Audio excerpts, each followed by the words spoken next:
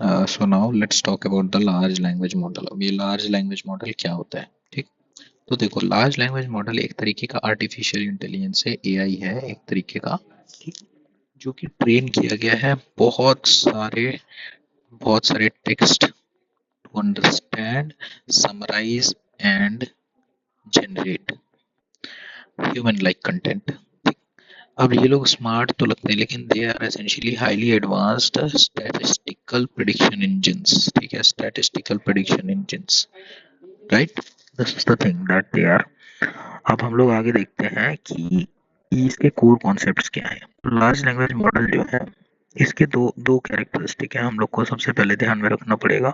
दो कैरेक्टरिस्टिक, तो लार्ज लिखा है तो इस मॉडल के पास दो चीजें होनी चाहिए, massive parameters, massive data sets. ये मासिव पैरामीटर्स क्या है? मासिव पैरामीटर्स वो इंटरनल वेरिएबल्स हैं, इंटरनल वेरिएबल्स जो कि ये लोग सीखते हैं, जो कि ये लोग सीखते हैं ट्रेनिंग के समय। ठीक, पैरामीटर, पैरामीटर क्या क्या यूज करना हम लोग को, पैरामीटर्स जो होते हैं ना, ये बहुत सारे पैरामीटर्स होते हैं। और डेटा सेट्स क्या होता है? डेटा सेट्स का मतलब ये है कि बहुत सारा बुक, वेबसाइट, ठीक, बहुत सारे बुक्स, बहुत सारे वेबसाइट से ये लोग जो है ये सीखते हैं, देखते हैं, पढ़ते हैं, ठीक, या फिर कंप्यूटर कोड। ठीक, तो ये डेटा प्लस पैरामीटर क्या क्या यूज करना है, और उसके बेसिस पे ये लोग जनरेट करते हैं अपने कंटेंट को। दूसरा क्या होता है, इसका जो आर्किटेक्चर होता है ये ट्रांसफॉर्मर मॉडल पे होता है। जैसे कि आप लोगों ने देखा होगा GPT-4, GPT-4, Gemini, Claude, Lama, ये सारे के सारे ट्रांसफॉर्मर आर्किटेक्चर पे ही बने। अब ट्रांसफॉर्मर मॉडल या ट्रांसफॉर्मर आर्किटेक्चर क्या होता है? ये काम करता है टोकनाइजेशन, हेल्यूसिनेशन, जीरो शॉट और फ्यू शॉट्स। ठीक है, ये सारा जो इश्यूज जो है ये ट्रांसफॉर्मर मॉडल में आता है। ठीक, कंपोनेंट है ट्रांसफॉर्मर मॉडल के, कंपोनेंट्स को हम लोग देखें तो ये होता है टोकनाइजेशन। ठीक, मतलब ये क्या करता है, टोकनाइजेशन का मतलब ये होता है कि मॉडल वर्ड्स को नहीं पढ़ता, ये टोकन्स में, जैसे कि सपोज इश कुछ भी नाम लिखे, आप अपना नाम लिखते हैं ना, तो इसको ब्रेक करेगा ये नाम को। हम लोग देखते हैं कि जैसे कि फॉर एग्जांपल,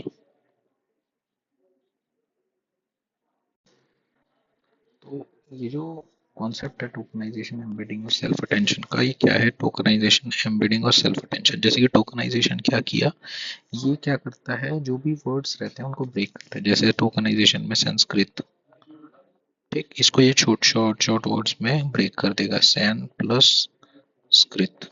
ठीक है, उसके बाद फिर इसको रिसर्च मारते हैं, इसको कुछ आईडी पर्टिकुलर एलोकेट कर देगा। जैसे कि सपोज सैन का आईडी दे दिया 102, स्कृत का आईडी दे दिया 1002। अब ये जाके एक फैक्टर मैपिंग होता है कहीं पे, एक लिस्ट, जिसमें ये सर्च करेगा कि 102 आईडी से रिलेटेड क्या चीज़ है। ठीक, अब ये उन दोनों को मैप करेगा।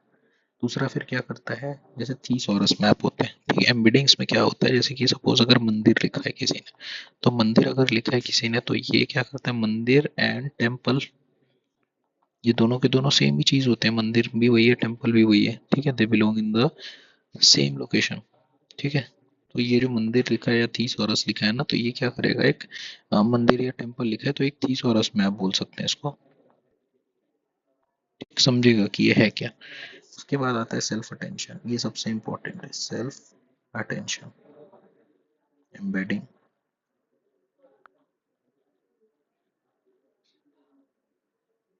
ठीक, सेल्फ अटेंशन क्या किया, सेल्फ अटेंशन डिसाइड करता है कि अगर बैंक लिखा है, अगर बैंक लिखा है तो ये सेल्फ अटेंशन डिसाइड करेगा कि ये बैंक जो है ये रिवर बैंक है या फिर वो बैंक वाला बैंक है, फाइनेंशियल बैंक,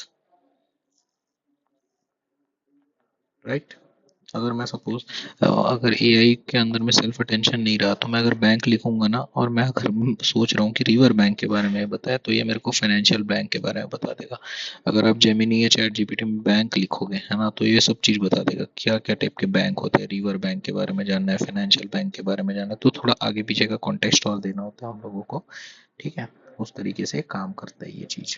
तो हम लोग क्या समझे कि जैसे कि एआई जो पहले सोचे, उससे पहले ये क्या करता है, वर्ड्स को छोटे छोटे टोकन्स में डिवाइड करता है।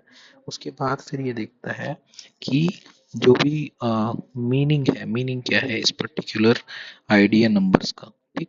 और उसके बाद फिर वो क्या करता है, सेल्फ अटेंशन, मतलब कि ये देखेगा कि क्या जो भी हम लोगों ने दिया है वैल्यूज, ये वैल्यूज जो है ये मतलब क्या है। जैसे कि सपोज अगर बैट लिखा है, तो बैट का मतलब, बैट जो है काफी एम्बिग्यूअस वर्ड है। इसका मतलब होता है फ्लाइंग मैमल भी हो सकता है, या फिर स्पोर्ट्स का एक पीस भी हो सकता है। तो मॉडल क्या करेगा, देखेगा बैट को और स्कैन करेगा बाकी सेंटेंस को, ठीक। अगर बाकी से बैट के साथ भी तो कुछ भी और भी लिखा होगा, है क्या। जैसे कि हम लोगों ने लिख दिया suppose the bat flew out of the dark cave, the bat flew out of the dark cave, the bat flew out of the dark cave. अगर तो अब ये क्या करेगा, छोटे छोटे वर्ड्स में डिवाइड कर देगा इसको, ऐसा ऐसा ऐसा ऐसा, ठीक। अब ये बैट को पकड़ा, बैट को पकड़ने के बाद ही बाकी सेंटेंस को एनालाइज करेगा। उससे ये समझ में आएगा कि ये बैट दो चीजें हैं, एक होता है खेलने वाला बैट, एक होता है ये पक्षी, जो भी है, पक्षी नहीं तो जो भी रहता है वो, ठीक है। तो अब ये बाकी सेंटेंस से देखेगा कि ये कौन से रोल में मैच कर रहा है, इसमें कि इसमें। तो अब यहाँ से समझ में आ रहा है ये इसमें मैच करेगा, क्योंकि ये बैट जो है ये खेलने वाला आइटम, ये उड़ेगा तो है नहीं, ठीक। तो उसके बाद फिर ये एनालाइज करके आंसर दे देगा। तो ये सारी चीजें हैं, ठीक है। इस तरीके से काम करता है हमारा ट्रांसफॉर्मर मॉडल।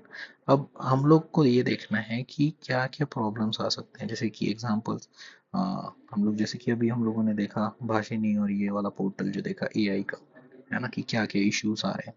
तो अब देखो, टोकनाइजेशन के बारे में बोले।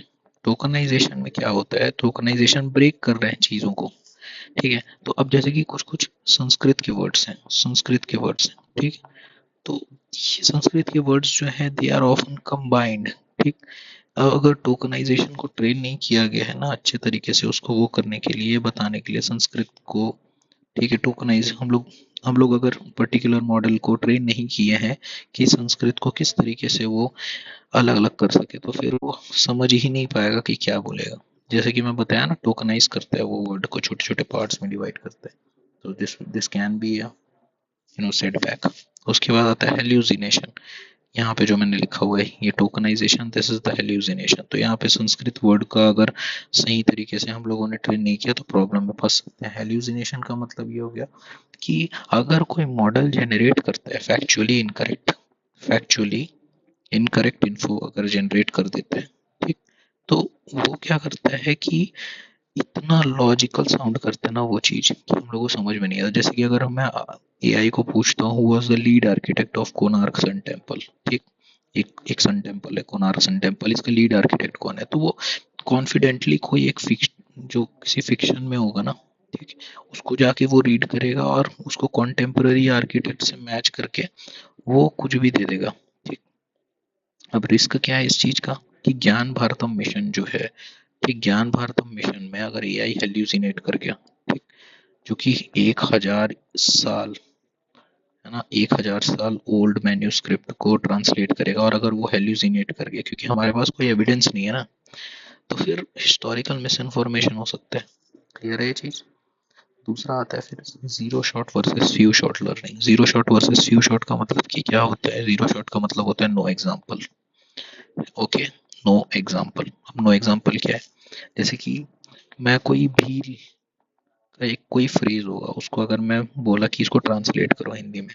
अब एआई जो है जिसको ट्रेनिंग मिली हुई है, एआई को प्रीवियस मॉडल्स में जो भी ट्रेनिंग रहेगी, जो हमने देखा पैरामीटर्स, डेटा सेट्स, है ना, ट्रांसफॉर्मर मैकेनिज्म, उसके बेसिस पे जो भी ट्रेनिंग मिली हुई है उसके तरीके से तो ये जितना बेस्ट कर पाएगा वो करेगा, ठीक। लेकिन अगर उसको नहीं मिली है तो फिर क्या करेगा, वो फिर पैटर्न को लर्न करेगा, ठीक है। अपने एग्जिस्टिंग डेटा सेट में नहीं मिलेगा तो फिर वो रॉन्ग इन्फॉर्मेशन जनरेट कर देगा, ठीक। तो हम लोगों को क्या देना होगा, हम लोगों को उसको पहले ट्रेन करना पड़ेगा। अगर हम लोग ट्रेन कर देते हैं, तीन भीली के मतलब भील का तीन ट्रांसलेशन बता देंगे कि हाँ जो भी है, इस सेंटेंस का मतलब ये होता है, इस सेंटेंस का मतलब ये होता है, तो वो समझ जाएगा। तो वो जो भी रिक्वायर्ड, जो भी आउटपुट जनरेट करेगा वो इन्हीं तीन से करेगा। क्लियर है चीज। नेक्स्ट, अब यहाँ पे देखो, यहाँ पे ये पैटर्न जो है, यहाँ पे क्या समझ रहा है, अब जैसे आदिवानी हो गया, ठीक है, आदिवानी पोर्टल में भाई बहुत कम डेटा है हमारे पास, ट्राइबल लैंग्वेज से आदिवानी पोर्टल में, ठीक है, हमारे पास बहुत ज़्यादा डेटा है नहीं, है ना। तो यहाँ पे क्या होता है कि ट्राइबल लैंग्वेज के डेटा हमारे पास बहुत कम है, ठीक। एआई जो है वो, अगर हम लोग पैटर्न को ट्रेन करते हैं तो ही अच्छा है, अदरवाइज दिक्कत हो जाएगा उसमें, ठीक। मल्टी मोडालिटी के बारे में देखते हैं। तो मल्टी मोडालिटी का मतलब क्या है कि ability to see the image, ठीक, या तो फिर हियर ऑडियो, इसको मल्टी मोडालिटी बोलते हैं। अब जैसे कि सपोज एक आदमी है किसी गांव में, ठीक, वो क्या किया, जीआई टैग पश्मीना शॉल, ठीक, पश्मीना शॉल, मेरे को आप लोग कमेंट सेक्शन में बताना क्या है, कहाँ मिलता है। तो पश्मीना शॉल जीआई टैग अगर वो देता है फोटो उसका, ठीक, तो एआई जो है वो देखेगा उसके पैटर्न को, कि उसके पैटर्न्स क्या हैं, ठीक, पश्मीना शॉल के। उसके बाद फिर उसको क्या करेगा, अपने एग्जिस्टिंग डेटाबेस में वो मैप करेगा, ठीक, देखेगा कि हाँ ये पैटर्न मेरे पास है पहले से, अगर हाँ बोलेगा हाँ है, अगर एक मॉडल को मिल जाता है तो वो वेरीफाई कर देगा उसकी ऑथेंटिसिटी को, ठीक, और वेरीफाई कर देगा तो प्रोडक्ट का जो डिस्क्रिप्शन है एक मल्टीलिंगुअल प्रोडक्ट बना देगा, है ना। तो यहाँ पे क्या है ना, कई बार ऐसा हो सकता है कि उसका पश्मीना शॉल जो है उसकी जो क्वालिटी है वो उतने तरीके अच्छे तरीके से समझ में ना आ पाए फोटो में, राइट।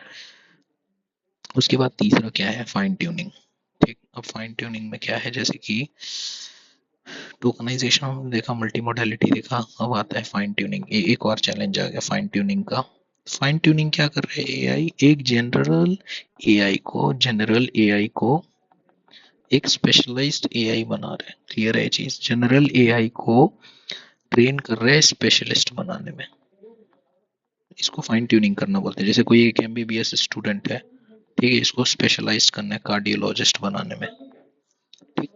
तो अब एक बेस लार्ज लैंग्वेज मॉडल है, जो बेस लार्ज लैंग्वेज मॉडल है ये क्या करेगा, जनरल हिस्ट्री जानेगा, ठीक। ज्ञान भारतम मिशन जो है, तो ज्ञान भारतम मिशन के लिए हम लोगों को क्या चाहिए कि रिसर्चर्स के पास काफी स्पेसिफिक डेटा सेट होना चाहिए, जैसे ब्राह्मी स्क्रिप्ट हो गया, है ना, ठीक, या फिर एंशियंट मेडिसिनल टेक्स्ट हो गया।